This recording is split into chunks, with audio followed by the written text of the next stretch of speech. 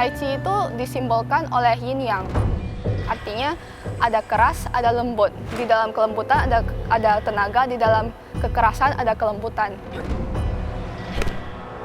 Yin yang itu kita kalau nggak balance itu bisa bawa sakit. Mau balancing juga cukup relax.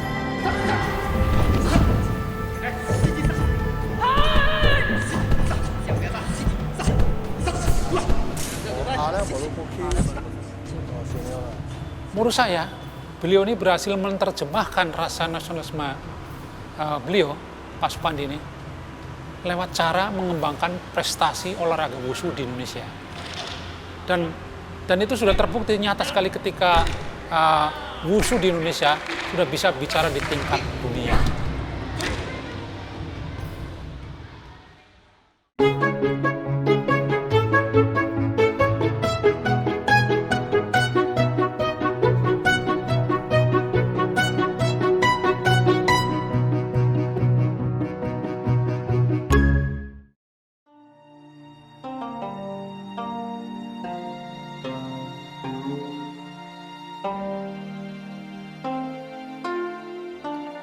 Wushu dewasa ini menjadi salah satu cabang olahraga seni bela diri yang kerap mengharumkan nama Indonesia di kancah internasional.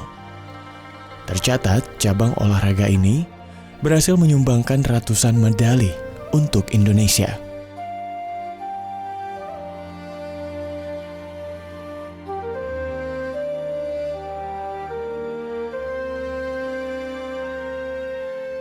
Namun tahukah Anda, pada tahun 1967 hingga memasuki era tahun 90-an, seni bela diri yang berasal dari negeri tirai bambu ini sempat menjadi olahraga yang dilarang oleh pemerintah Indonesia. Tahun 67 ada resmi impres dari Presiden yang melarang segala bentuk adat istiadat, kepercayaan, dan agama orang Tionghoa dilakukan di depan publik. Termasuk wushu dilarang, aksara Tionghoa, aksara Mandarin dilarang. Ketika saya wawancara dengan Manila, beliau juga bercerita bagaimana di Jakarta pada tahun 90 mulai awal wushu mulai diorganisir oleh pemerintah dengan berdirinya PBWI pada tahun 92. Pada saat itu masih atlet-atlet wushu yang tengah berlatih wushu mengalami banyak kendala. Kan misalnya naik sepeda motor, bawa golok, bawa toya mau berlatih gitu. Nah ini dianggap apa? Dianggap sebagai ketika diinterogasi, mau apa nih kalian itu? Mau berlatih wushu. Wushu itu apa? Olahraga seni bela diri itu. Nah dianggap inilah berkaitan dengan apa? Kebudayaan Tiongkok. Tidak bisa di stop. Baru itu berhasil diselesaikan ketika Pak Manila turun tangan. Jadi pada waktu itu memang terjadi represi budaya yang sangat kuat di kalangan orang Tionghoa, termasuk wushu itu.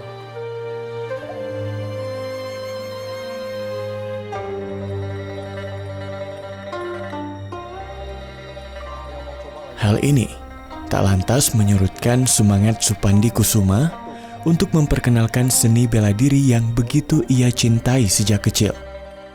Waktu itu saya juga diundang Bapak Manila ke Jakarta untuk bantu.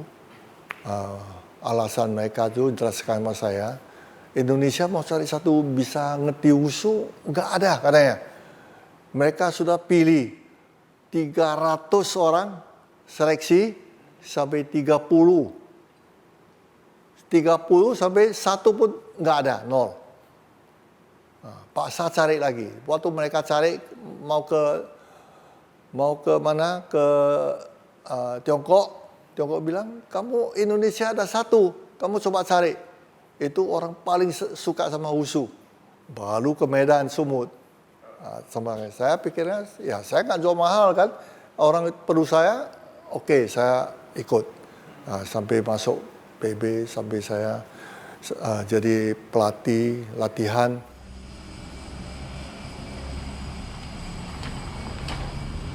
Tahun 1999, dengan penuh perjuangan, Supandi Kusuma mendirikan sebuah yayasan sekaligus padepokan agar para atlet di Sumatera Utara dapat fokus berlatih dengan fasilitas yang memadai. 一條湖水哦，啊，有條路，啊，南島本冇得地面比賽啦。 oh.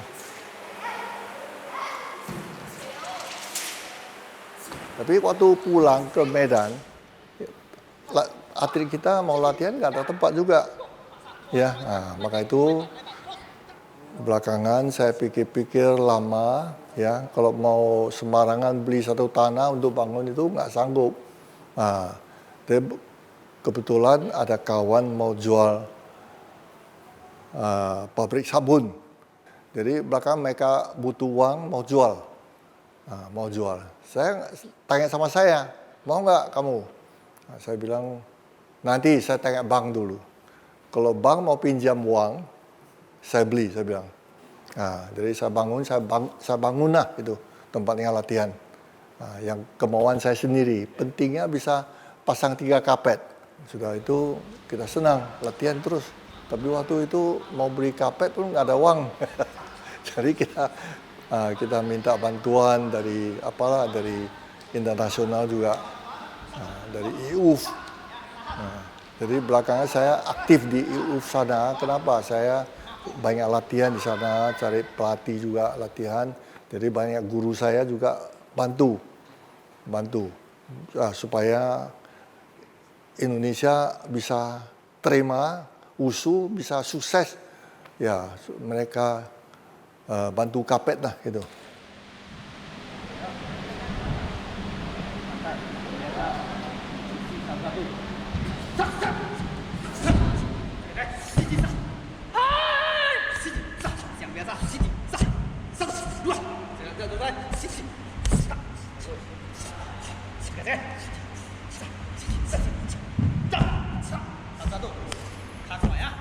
Jadi seperti yang saya ketahui, saya kenal Pak Supandi, beliau adalah orang yang sangat menghargai, sangat mensyukuri lahir di Indonesia dan bisa berprestasi untuk Indonesia. Jadi Pak Supandi membawa nama Indonesia sudah harum di dunia internasional, terutama di WUSU. Jadi dari mimpi itulah Pak Supandi rela berkorban, membuat gedung, membawa kami atletnya. Pada saat itu belum ada bantuan pemerintah, kita sudah berangkat tanda kutip pelatnas di Tiongkok. Jadi apa yang bisa membuat prestasi dari suatu olahraga, ya utamanya mungkin sarana. Jadi beliau mewujudkan mimpinya dengan membangun gedung ini sejak tahun 97 mungkin ya. Jadi kita mulai menggunakannya 98 pada saat awal-awalnya, lalu diresmikan 99.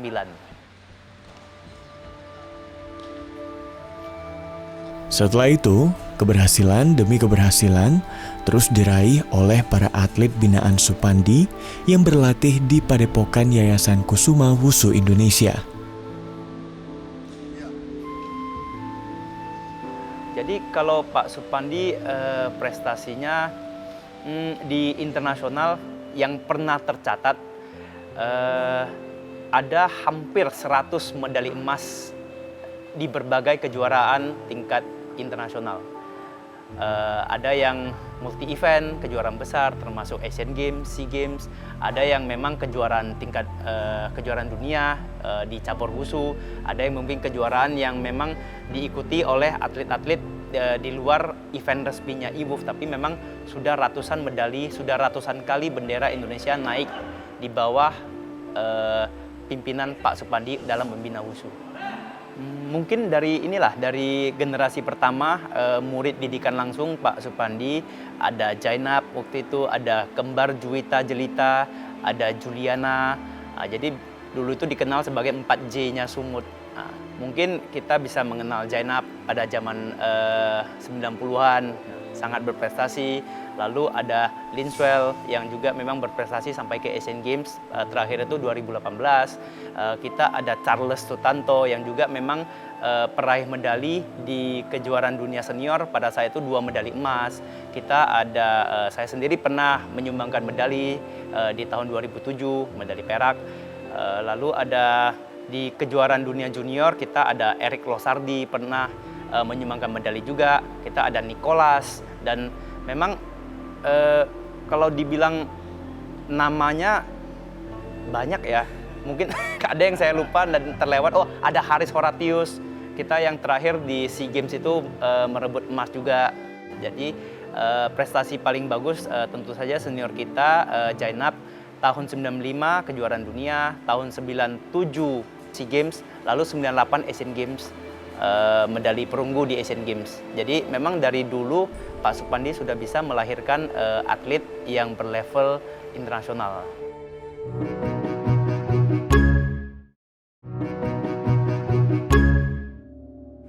Kamu jaga lurus,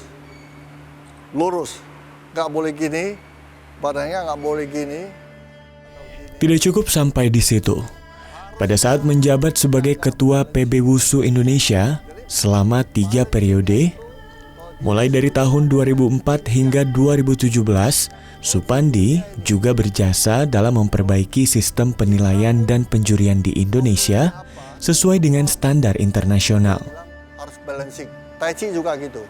Lompatnya putar pun pukul, itu tidak bisa gini, tidak bisa. Orang di luar itu lihat kita, wasit lihat kita. Wah, ini balancingnya bagus.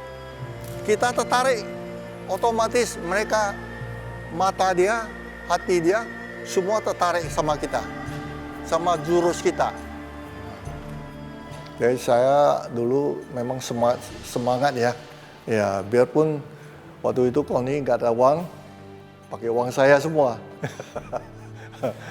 Jadi nggak apa-apa, saya pikirnya saya hobi juga, dan ini kan untuk bisa bantu, ya oke lah, bantu bangsa kita Indonesia itu bisa, bangsa ini bisa dapat medali.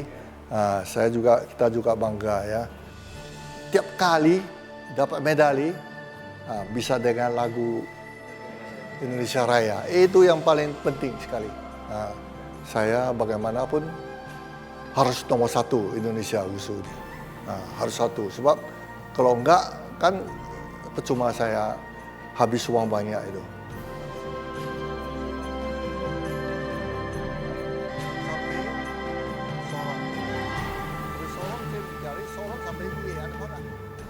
Ya, memang saya kiranya bangga sekali waktu kita di luar negeri, di internasional, kalau kita dapat medali emas, itu ragu Indonesia, oh pasti naik, itu aja.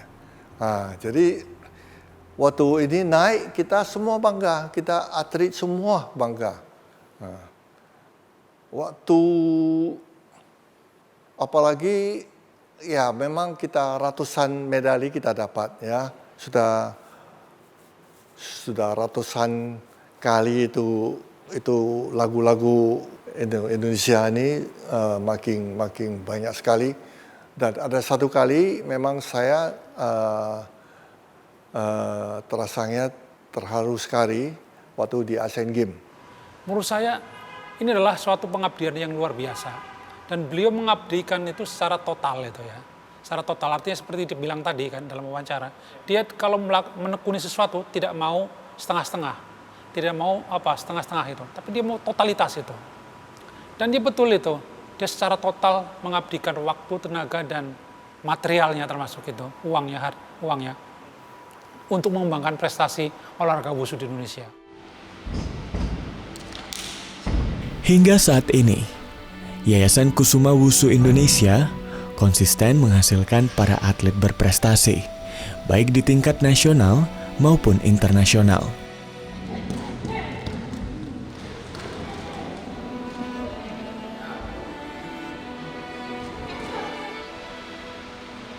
Ya, jadi untuk saat ini atlet binaan YKWI ada 2 yang sedang berada di Platnas. Tadi Haris Horatius dan Nicholas. Haris Horatius ditargetkan salah satu adalah atlet yang ditargetkan medali nanti di SEA Games dan kita berdoa supaya bisa mendapat terbaik. Nicholas adalah atlet yang dulunya di kejuaraan dunia junior sudah berprestasi, tetapi untuk di senior baru kali inilah masuk ke tim nasional di multi event. Oh, yang dari Karo Junita sekarang sedang berada di Platnas. Jadi kalau Junita itu salah satu atlet yang paling senior. Kalau bisa kita lihat 2011 itu sudah tanding, di sana ada fotonya. Ya, sudah bertanding bersama tim Wushu Sumut dan sudah mulai berprestasi.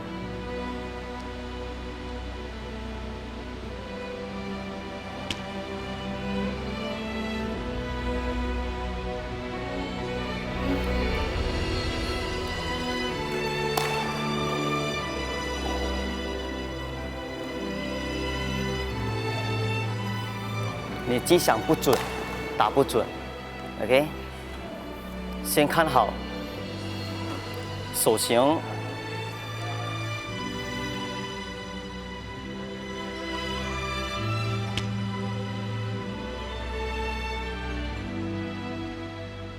，nama saya Freddy Wijaya, profesinya sebagai pelatih Platda jangka panjang untuk PON 2024 di Sumatera Utara. Saya latihan wushu udah hampir kurang lebih 20 tahun. Selama itu sebelum jadi pelatih saya adalah atlet dalam kategori Tai Chi. Beberapa prestasi sudah ditorehkan juga. Lalu PON kemarin yang 2020 di Papua itu terakhir. Nah, setelah 2020 selesai, saya pensiun lalu menjadi pelatih.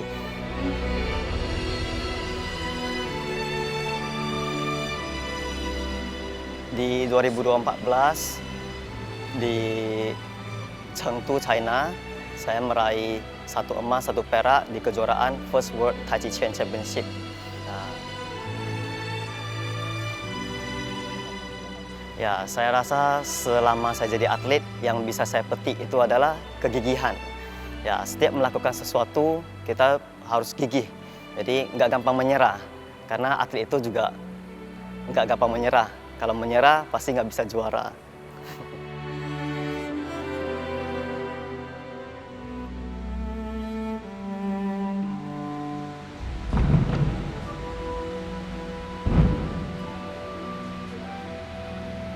Dulu pas SD kelas 4 kalau nggak salah, mama mau masukin ke wushu karena kan kita sebagai anak-anak juga perlu olahraga biar bisa fokus dalam belajar dan hal-hal lain ya.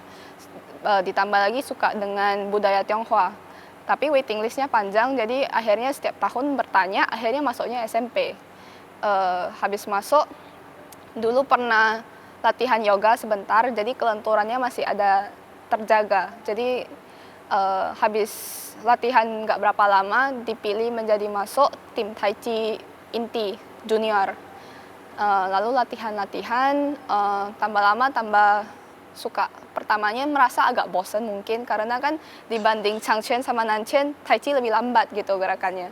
Bagi anak-anak itu pemikirannya itu lambat, itu bosan gitu ya kan.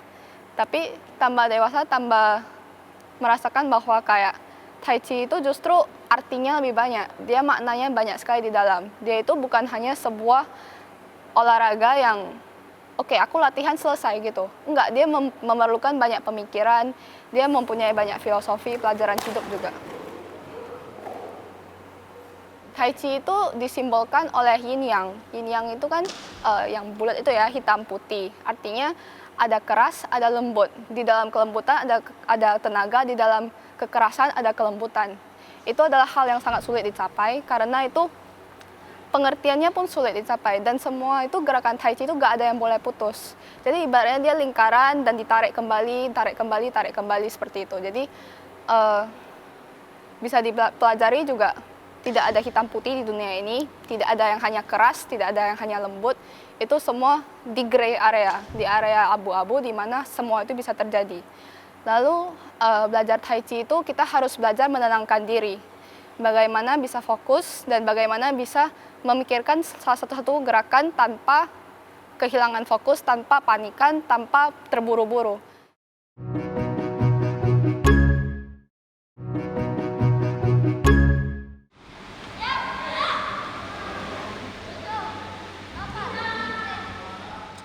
Jadi kita mulai biasa menerima bibit atau murid lah kita bilang dulu. Di kelas reguler itu kita mulai dari umur 6 tahun. Lalu ketika dari 6 tahun itu kita ajari dasar-dasarnya, dan kalau memang anak itu berbakat akan ditarik oleh pelatih, ditawarkan oleh pelatih, mau nggak latihan lebih intensif. Dari yang 2 kali seminggu menjadi mungkin 3, 4, 5 kali seminggu.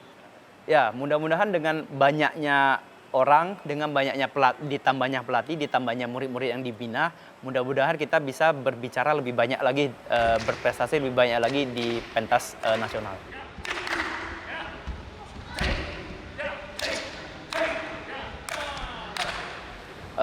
Jadi Wushu karena konsisten berkontribusi medali di kejuaraan multi event, terutama di SEA Games, hampir setiap tahun konsisten ada medali emasnya. Lalu baru pemerintah meliriklah atau memperhatikan Wushu, dan akhirnya disejajarkan dengan olahraga unggulan seperti yang selalu berprestasi di Olimpiade, misalnya bulu tangkis, angkat besi. Jadi Wushu sudah diposisikan sebagai olahraga unggulan di Indonesia.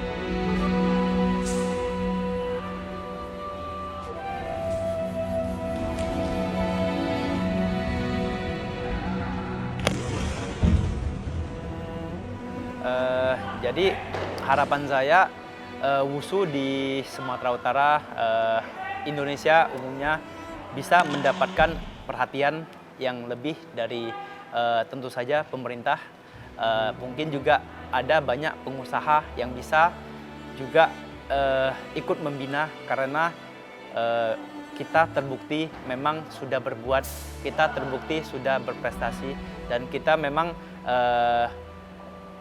sangat berharap sekali ada bantuan bukan hanya dari pemerintah tetapi juga dari pengusaha yang punya hati membina generasi-generasi muda kita, supaya kita sehat, kita bisa berprestasi, dan kita jauh dari namanya yang negatif, misalnya narkoba, judi, dan lain-lain.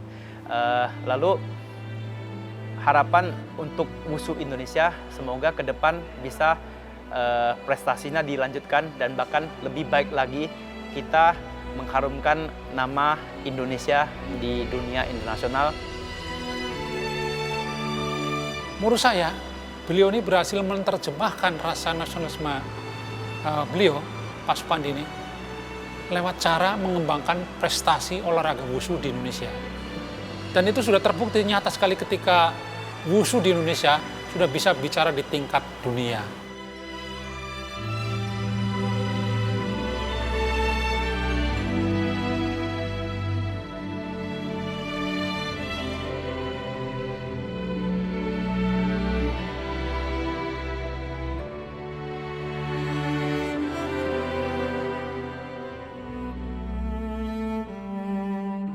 Saya mendapat pelajaran banyak dari belajar Wushu dan Tai Chi, termasuk belajar kesabaran, belajar untuk tidak berburu-buru, belajar untuk menghadapi segala sesuatu dengan tenang, dan menghadapi segala sesuatu dengan disiplin dan fokus.